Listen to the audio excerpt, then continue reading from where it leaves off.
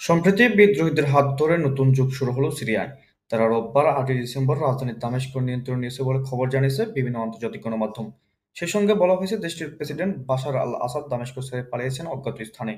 এর আগে মাত্র কয়েকদিনের মধ্যে ধাপে ধাপে দেশের গুরুত্বপূর্ণ শহরগুলো দখল করে নেয় বিদ্রোহীরা। টানা ৫ দশকেরও বেশি সময় ধরে সিরিয়া ক্ষমতায় আছেন বাশার আল আসাদ পরিবার। তার বাবা হাফেজ আল আসাদ ১৯৭১ সাল থেকে সিরিয়া শাসন করেছেন। বাবার মৃত্যুর পর ২০০০ সালে ক্ষমতায় বসেন ছেলে বাশার আল আসাদ। টানা ২ যুগেরও বেশি সময় ধরে তিনি ছিলেন দেশটির প্রেসিডেন্ট। ১৯৬৫ সালে দামেস্কে জন্মগ্রহণ করেন আসাদ।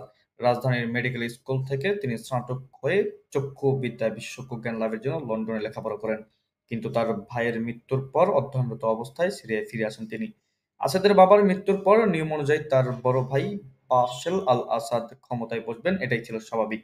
কিন্তু হঠাৎ করে গাড়ি দুর্ঘটনায় মারা যান বাসেল। এরপর সিরিয়ার রাজনৈতিক পট বদলে যায়। বাবার নির্দেশে লন্ডন থেকে ফিরে আসেন আসাদ। ২০০০ সালে হাফেজ আল আসাদের মৃত্যু হলে মাত্র ৩৪ বছর বয়সে সিরিয়ায় ক্ষমতায় বসেন আসাদ। ২০১১ সালে আসাদ সরকারের বিরুদ্ধে নানা অভিযোগ বিক্ষোভ শুরু হয়। গণতন্ত্রের জন্য রাস্তায় নামেন সিরিয়াবাসী। কিন্তু তখন থেকেই তাদের উপর দমন পীড়ন শুরু করে আসাদ বাহিনী। এক পর্যায়ে বাশারের পদত্যাগের দাবিতেও শুরু হয় বিক্ষোভ। তাতেও আরো কঠোর হাতের দমন শুরু হয় আসাদ সরকার। এতে সে বিক্ষোভ ছড়িয়ে পড়ে সারা দেশে। একসময় বাশার সরকারের বিরোধীরা তার বিরুদ্ধে হাতে অস্ত্র তুলে নেয়। দেশ জুড়ে বেশ কয়েকটি সশস্ত্র গোষ্ঠী তারা বিরুদ্ধে লড়াই শুরু করে। বিদ্রোহীরা দখল করে নেয় সিরিয়ার বেশিরভাগ এলাকা। এরপর দেশটিতে শুরু হয় রক্তক্ষয়ী গৃহযুদ্ধ। টানা ১৩ বছর ধরে চলে এই যুদ্ধ। এতে মারা যায় দেশটির কয়েক লাখ মানুষ, উদ্বাস্ত হন আরো কয়েক লাখ।